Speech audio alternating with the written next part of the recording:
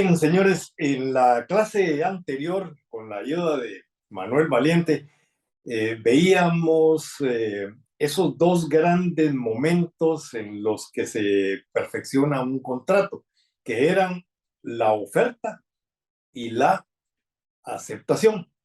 En el semestre pasado, los que fueron mis alumnos, recordarán que yo les señalé que yo tenía mis reservas con respecto a la oferta al público como una declaración unilateral de voluntad. Y les dije que cuando llegáramos a este momento, pues iba a explicar las razones de por qué. Y es que cuando hablábamos de la oferta al público como una declaración unilateral de voluntad, pues bueno, la ley nos dice que el que ofrece algo queda ligado al cumplimiento. ¿Al cumplimiento de qué? Al cumplimiento de las condiciones, del plazo, del monto, es decir, todo lo que esté relacionado con la oferta que se hace. Pero yo decía, con la oferta, si bien es cierto, la persona queda obligada para que se pueda ejecutar esa obligación, tiene que haber una aceptación. Y entonces, cuando nosotros vemos los momentos de formación del consentimiento, vemos que primero hay una oferta y una aceptación. Don Federico Puig Peña señalaba puntualmente que cuando se habla de contrato, estamos hablando, decía él, de dos declaraciones de voluntad anteriormente divergentes, que son la oferta y la aceptación. Cuando una persona ofrece algo y la otra persona lo acepta, en ese momento nace a la vida jurídica el consentimiento. Y ese consentimiento pues va a crear instituciones. Entonces, yo siempre he creído que la oferta es parte del contrato, no es una declaración unilateral de voluntad bajo ese razonamiento. Sin embargo, en nuestro programa, pues nosotros vemos la oferta como una declaración unilateral de voluntad. Yo la expliqué en su momento, pero dejé la reserva para este momento. Entonces, si lo vemos bien, para que exista un consentimiento, tiene que haber una oferta y tiene que haber una aceptación. El momento de formación, la importancia que tiene saber en qué momento se forma el contrato, en qué momento nace el consentimiento. Manuel lo explicaba y señalaba que era precisamente por cuestiones procesales.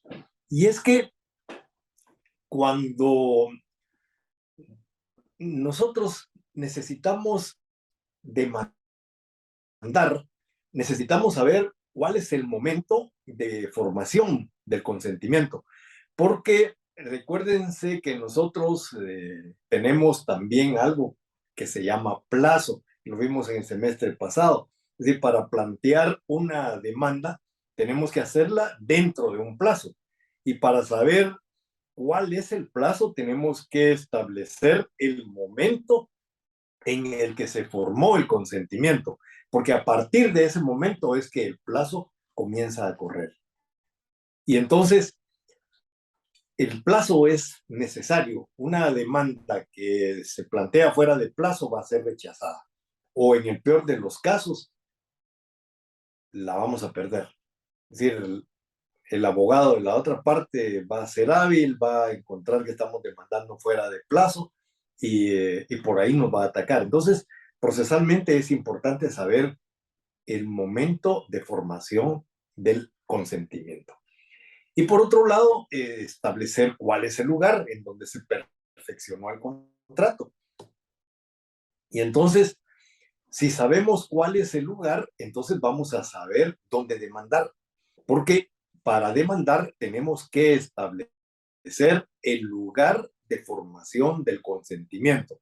Si el consentimiento se formó en Quetzaltenango, por ejemplo, allá tenemos que ir a demandar, no podemos demandar aquí en Guatemala. Es decir, tenemos que demandar en el lugar donde se perfeccionó el consentimiento. Entonces, para determinar ese momento de formación existen varias teorías. La primera de las teorías, que es la teoría de la declaración, esta teoría dice que el negocio, el consentimiento, el contrato se perfecciona cuando las partes declaran su deseo de contratar. Durante mucho tiempo estuvo en boga hasta que alguien, pues analizando un poco mejor el tema, se da cuenta que la sola declaración de que se va a contratar no es suficiente. Es decir, uno puede estar de acuerdo, pero el problema más serio lo tenemos con el tema de las personas ausentes, porque entre presentes no hay ningún problema. Yo le ofrezco a alguien algo que está presente y en ese momento la otra persona me dice que sí. Y entonces ahí nació la vida jurídica, el contrato. Pero ¿qué sucede cuando las personas están ausentes?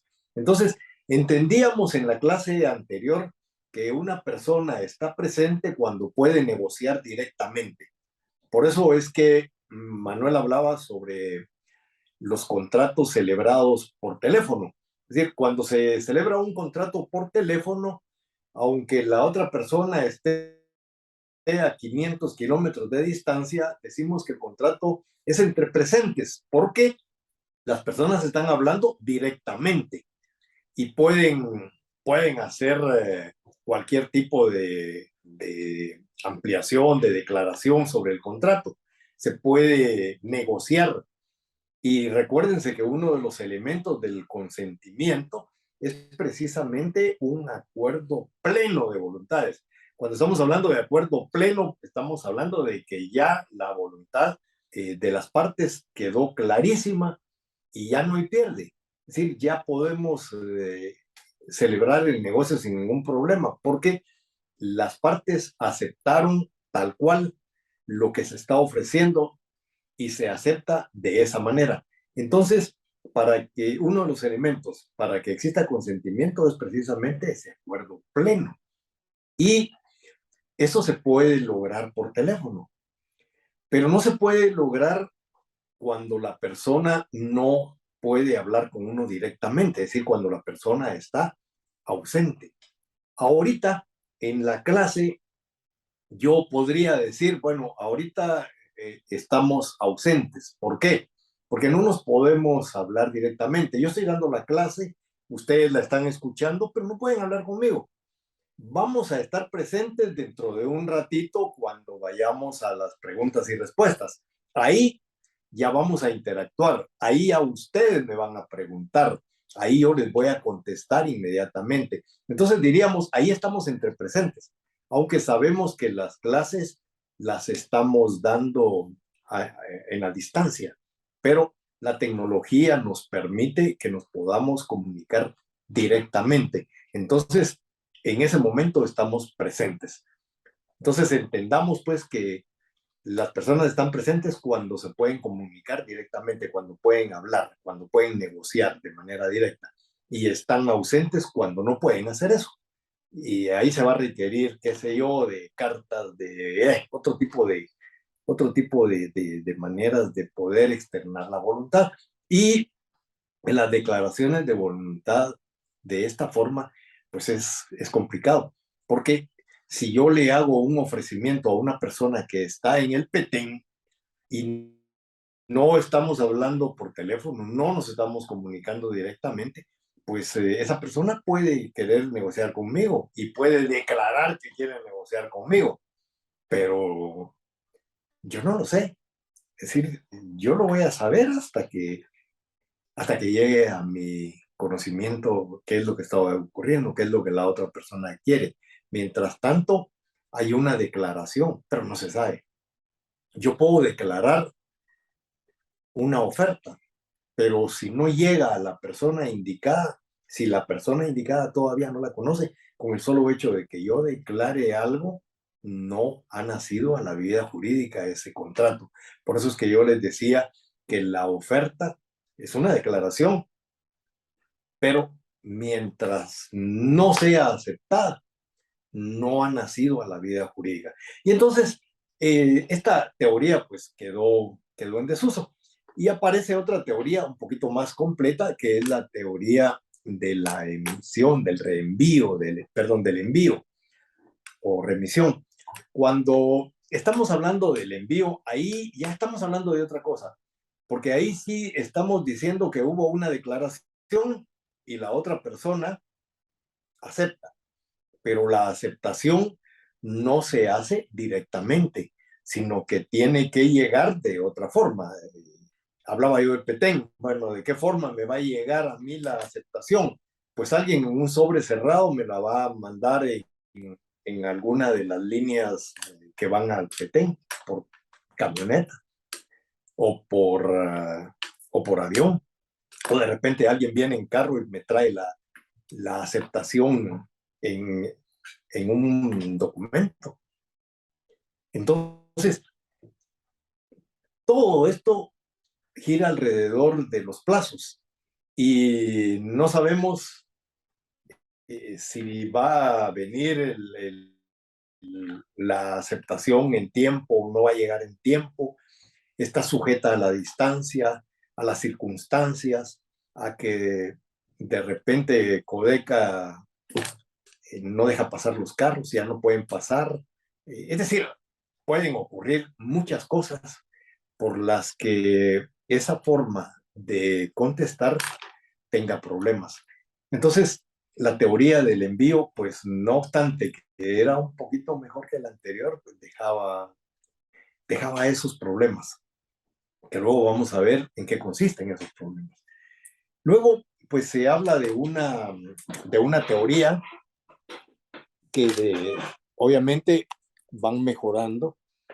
Esta teoría, que es la teoría de la recepción, dice que en el momento que nosotros recibimos la aceptación, en ese momento nace a la vida jurídica un contrato. Pero miren qué pasa si no puedo ver qué fue lo que me mandaron. Imagínense que me llega a mi oficina, me llega un sobre con la aceptación, pero junto con eso me llega un montón de cosas. Y yo ya voy apurado para ir a dar clases. Y entonces no las veo hasta el día siguiente. Pero como la aceptación no la conocí, pudiera ser que al llegar a dar la clase a la universidad o a donde yo llegue, viene alguien y me dice, mire usted, yo sé que está vendiendo su carro, ese carro que yo le ofrecía a otra persona y que no me ha contestado, según yo. Y me dice, mire, se lo compro. Bueno, se lo vendo, ¿verdad? Es decir, el plazo para que me entregaran la contestación, pues ya feneció y nunca conocí la contestación, nunca llegó a mis manos. Pero la contestación sí llegó. Lo que pasa es que yo no la pude leer. Estaba en el sobre, dentro de otro montón de correspondencia que llegó a mi oficina. Mi secretaria lo recibió, lo puso en mi escritorio, pero yo ya no pude leer nada de la correspondencia que me había llegado. Entonces, nunca me enteré que la otra parte había aceptado y vendo el carro. Bueno, eso va a tener consecuencias de derecho. Puedo ser demandado por incumplimiento, bueno, es decir, más adelante vamos a ver un montón de cuestiones.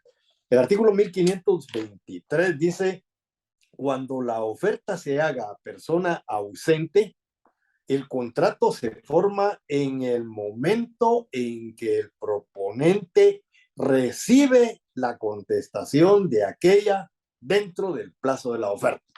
La oferta vencía el plazo a las 5 de la tarde. A las 4:30 fue que llegó la correspondencia a mi oficina, pero no la pude ver. Pero la contestación estaba en tiempo, estaba dentro del plazo y yo vendí el carro por otro lado. Entonces, el haber hecho eso me puede ocasionar serios problemas. Por eso es que en muchas legislaciones no se acepta como momento de formación del consentimiento la teoría de la recepción. por ese tipo de situaciones. Y por último tenemos la teoría del conocimiento, que esa sí es la teoría más perfecta, es la que debía de prevalecer, porque es cuando uno ya tiene el conocimiento de que la otra persona aceptó el negocio. Sin embargo, fíjense que la segunda parte del artículo 1523 establece que si la oferta se hiciere sin fijación de plazo, el autor de ella quedará ligado durante el tiempo suficiente para que la contestación llegue a su conocimiento. Aquí hay varias cuestiones complicadas, subjetivas. La primera la encontramos cuando dice si se hiciere sin fijación de plazo. Es decir, si no se establece un plazo. El plazo va a ser propio de aquellas ofertas que se hacen a personas ausentes, porque cuando la persona está presente, pues ahí no es necesario el plazo. Ahí las obligaciones nacen inmediatamente, el contrato nace inmediatamente, es decir, yo le ofrezco a alguien que le vendo mi carro a una persona que está frente a mí, esa persona me dice, mire, se lo compro y ahí se acabó todo. Pero no es lo mismo que yo le diga a una persona, bueno, mire usted, no me conteste ahorita, tómese su tiempo, no le digo cuánto. Entonces, esta persona no le fijé plazo. Si le fijo plazo, de conformidad con el artículo 1523, se tendría que aplicar la teoría de la recepción. O sea, cuando yo reciba la respuesta, si fijé plazo. Pero si no fijé plazo, dice la ley, y ahí viene el otro presupuesto, subjetivo también, dice, si la oferta se hiciere sin fijación de plazo, el autor de ella quedará ligado durante el tiempo suficiente para que la contestación llegue a su conocimiento. Si no se fija plazo, señores, ¿cuál es el plazo suficiente? 1 hora, 10 horas, una semana, un mes, un año. Es decir, no podemos nosotros hablar de algo tan subjetivo como decir el tiempo suficiente. Bueno, sin embargo, sigue siendo la mejor teoría, la que debió de haberse acordado dentro del Código Civil, porque cuando recibimos la respuesta y sabemos lo que dice la respuesta, en ese momento es cuando debe nacer a la vida jurídica todo contrato. Y por eso es que yo digo, la teoría del conocimiento debía ser la teoría que debió de haber adoptado nuestro Código Civil y no dejarnos en ese gallo gallina de si tiene plazo la recepción y si no tiene plazo el conocimiento. Entonces, lamentablemente, nuestro código así lo reguló. Se recuerdan que yo les decía a ustedes que en nuestro derecho las cosas son como son, no como quisiéramos que fueran. Es decir, si la ley así lo dice, pues así tendrá que ser. Sin embargo, eso trae algunas consecuencias. ¿En dónde vemos nosotros las consecuencias? Precisamente en el tema del plazo. Cuando, cuando una persona ha respondido y la persona que ofertó no conoce de la aceptación y celebra ese negocio con otro, esa persona está incurriendo ya en responsabilidades, puede ser demandada por daños, por perjuicios, si los hubiere. Es decir, hay consecuencias jurídicas. Por eso es que procesalmente es importante establecer con claridad cuál es el momento de formación. Y aquí no hay claridad. Aquí la ley nos está diciendo que si hay plazo, se aplica la teoría de la recepción y si no hay plazo, se aplica la teoría del conocimiento. Pero todavía dice un plazo prudencial suficiente. ¿Cuál es ese plazo? Sí. Bueno, lamentablemente así está redactada esa norma, pero nosotros debemos de entender entonces que de conformidad con nuestro derecho, las dos teorías que se aplican son la teoría de la recepción cuando la obligación, perdón, cuando la oferta tiene plazo, y la del conocimiento cuando eh, cuando el contrato, cuando la oferta que se hace, perdón, no señala plazo.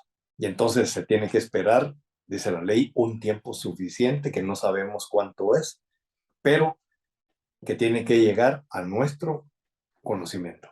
Entonces, estas son las teorías sobre el momento de formación del conocimiento.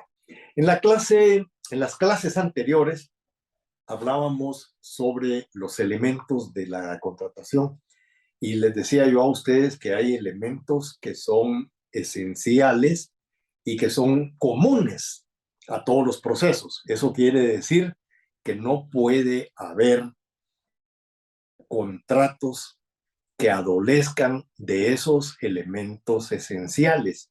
¿Y cuáles son esos elementos esenciales? Decíamos que eran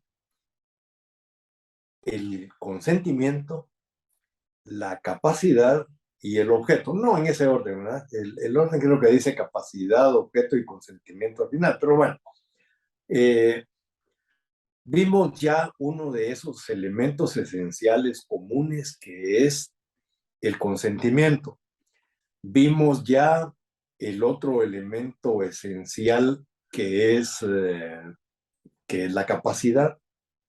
Nos quedaría ver el otro elemento, el otro elemento esencial, que son, vamos a ver, son capacidad, objeto y consentimiento. ¿Y cuál es el otro que yo dije? La causa. La causa la vamos a dejar todavía un poquito adelante porque tenemos una clase donde vamos a hablar especialmente sobre el tema de la causa. Pero en todo contrato tiene que haber una causa porque tiene que haber una razón por la cual las partes están celebrando un contrato. Vamos a ver alguna institución que está muy ligada a la causa, pero esa, por favor, la dejamos diferida para una próxima clase. Así que por el día de hoy, pues terminamos lo que es el consentimiento. Ya la capacidad la conocíamos, ya hemos hablado sobre ella desde Derecho Civil 1. En la clase anterior, pues todavía hablamos un poquito de la capacidad. El objeto es otra de las clases que tendremos que ver más adelante, pero adelantamos diciendo que el objeto tiene que ser lícito, tiene que ser posible. Pero más adelante vamos a ver que el objeto de los contratos no solo son cosas, sino que también hay servicios. Y entonces los servicios tienen que tienen que ser lícitos, tienen que ser posibles, las cosas tienen que ser lícitas, tienen que tener posibilidad jurídica también, pero hay una clase específicamente sobre eso. Entonces, con esto, pues dejamos en un 90%, digo yo, terminado lo que son los elementos esenciales comunes a todo contrato. Más adelante vamos a ver lo que son los elementos especiales, especialísimos y accidentales en cada una de las instituciones en donde nos vamos a ubicar. Pero adelantando, diríamos que elementos especiales son los elementos que vamos a encontrar en una clase determinada de contratos. Hay algunos contratos que vamos a ver más adelante, como lo son los contratos onerosos. Dentro de los contratos onerosos vamos a ver algunas características y vamos a ver que hay una norma que se refiere a ese tipo de contratos que es el artículo 1576, que nos establece que todos los contratos que deban de inscribirse en cualquiera de los registros que hay en Guatemala. ¿Cuántos registros hay en Guatemala? Bueno, a mí bueno, la verdad es que ya no sé ni cuántos registros hay. En alguna ocasión me tocó asesorar una tesis y me acuerdo que había 27 registros, pero eso hace ya un montón de años. Ya hasta se me olvidaron cuáles eran todos esos registros. Pero ahorita debe haber más probablemente, o hay menos, no lo sé. Pero todos cuando hablamos de registro, inmediatamente pensamos en el registro de la propiedad inmueble y pensamos en aquel edificio vetusto que está en la 9ª Avenida y 13 Calle. No es el único, o 14 Calle, no me acuerdo. No es el único registro que está. Hay un registro de armas, hay un registro de patentes, de marcas y de patentes, hay un registro de bienes que constituyen el patrimonio nacional, hay un registro de las personas, es decir, hay un montón de registros. Entonces el artículo 1576 dice que todos los contratos que se tienen que registrar, no dice los contratos de compraventa ni nada de eso, todos los contratos que por ley se tienen que registrar deben de otorgarse en escritura pública. Ahora la pregunta es, ¿qué pasa si no se otorgan en escritura pública? Bueno, la segunda parte del artículo 1576 dice que si no se otorgan en escritura pública, los contratos son válidos. O sea, no pierden validez. El problema es que no se van a poder inscribir en ningún registro. Si yo compro una casa, tengo que inscribirla en el registro de la propiedad, pero si no lo hago, bueno, perdón, pero para inscribirla en el registro de la propiedad, tengo que otorgar el contrato en escritura pública, porque lo que se registra en el registro de la propiedad son los testimonios de las escrituras públicas. Y si yo no llevo el testimonio de la escritura pública, no me van a registrar el bien. Pero eso no quiere decir que no se haya celebrado el contrato. El contrato se celebró. Lo único es que no se pudo inscribir. Entonces, eso es lo que en la doctrina se conoce como los contratos formales, los contratos que tienen que tener una forma específica. Y en este caso, la forma es otorgarse en escritura pública. Pero si no se otorga en escritura pública, el contrato de cualquier manera es válido. Entonces, ese requisito de otorgarse en escritura pública, todos los contratos que se deben registrar, es un elemento especial. No está en todos los contratos. ¿En qué contratos está? Está en los contratos que son onerosos.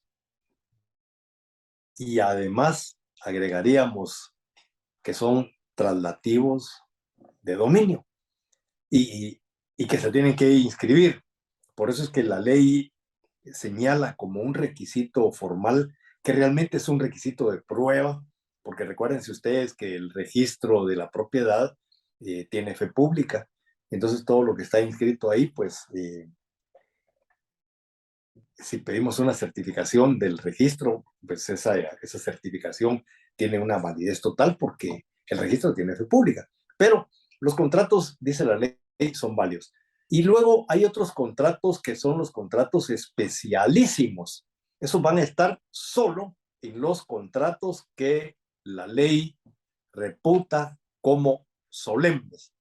En doctrina se llaman contratos rigurosamente solemnes.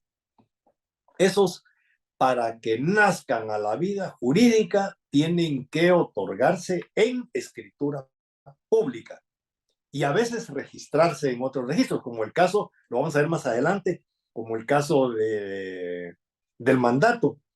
El mandato tiene que otorgarse en escritura pública. Si no se otorga en escritura pública, no nace a la vida jurídica. Entonces, ese requisito especialísimo es que debe de otorgarse en escritura pública, pero además el mandato debe inscribirse en el registro de poderes del archivo de protocolos del organismo judicial. Y a veces, dependiendo si es mercantil o es civil, debe de inscribirse, si es mercantil, en el registro mercantil, y si es civil, en gobernación. Eso lo vamos a ver más adelante. Pero eso solamente está en los contratos que la ley reputa como solemnes. Manuel Valiente les dio ahí a ustedes en el esquema el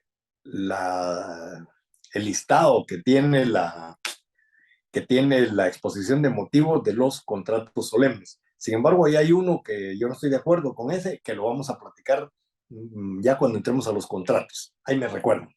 Entonces, esos son los elementos especialísimos. Luego vamos a ver los elementos naturales. Los elementos naturales nacen con los contratos, son propios de la índole del contrato. En los contratos traslativos de dominio y traslativos de uso, hay un elemento que nace con ellos, que es el saneamiento, una institución que vamos a ver más adelante. Ese es un elemento natural, es un elemento que nace con ese tipo de contratos, nada más con ellos, nada más con ellos. Vamos a ver, hay algunos contratos que tienen un elemento que si no aparece en el contrato es nulo, como son los contratos traslativos de dominio, enajenables, como son la compraventa, la donación y la permuta. En esos contratos debe haber un elemento, hay dos elementos especiales ahí, dos elementos naturales, nacen con ellos, que son el precio y la cosa. Y cuando se vende algo, tiene que tener precio. Y tiene que haber un algo, es decir, tiene que haber una cosa. Entonces, en los contratos de compraventa, por ejemplo, vamos a hablar de precio. No así en los contratos de arrendamiento. Cuando hablamos de los contratos de arrendamiento, no hablamos de precio, ahí hablamos de renta.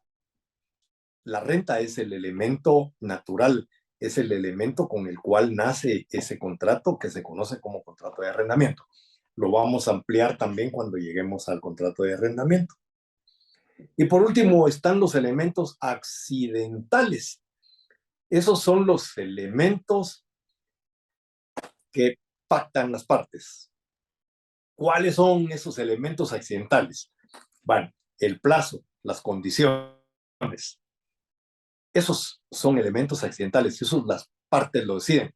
Esos no son esenciales comunes a todos los contratos, no son naturales, no son especiales, mucho menos especialísimos.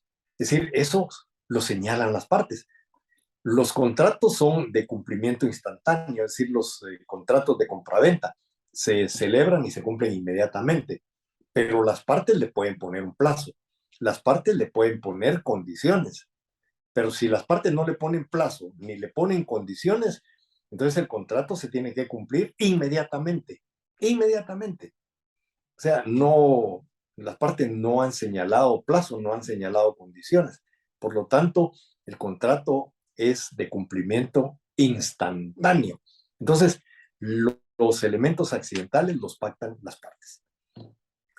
Todos estos elementos que vimos, con excepción de los elementos especiales, como el de prueba o formal que señalábamos en el artículo 1576, una vez que existen, si no se cumple, anulan los contratos. Es decir, los contratos no nacen a la vida jurídica. Para que un contrato nazca a la vida jurídica, no le pueden faltar elementos esenciales, por eso son esenciales, porque no pueden faltar en ningún contrato. Los que regula el artículo 1251. Si se trata de rigurosamente formales o especialísimos, si no se otorgan en escritura pública, no nacen a la vida jurídica. Los elementos tienen que aparecer en los contratos para que nazcan a la vida jurídica. Les decía, como excepción 1576, ahí el elemento especial es otorgarlo en escritura pública. Si no se otorga en escritura pública, pues no nace a la vida jurídica, perdón, nace a la vida jurídica el contrato, pero no se puede inscribir. En el caso del saneamiento, ahí eso nos va a llevar a unos procesos que vamos a ver más adelante, en donde la persona que adquiere, pues nos puede deducir responsabilidades por no sanear, pero ahí no hay nulidad del contrato. En los demás sí, en un contrato de compraventa que no tenga precio, ese contrato es nulo. Si no tiene objeto lícito y posible, pues también es nulo. Entonces, con esto, señores, yo creo que pues ya entendimos perfectamente lo que es el consentimiento como uno de los elementos esenciales comunes de todo contrato. Espero que ya traíamos del primer curso de Derecho Civil la capacidad. El objeto, pues lo explicaré en una próxima clase, igual que, igual que la causa.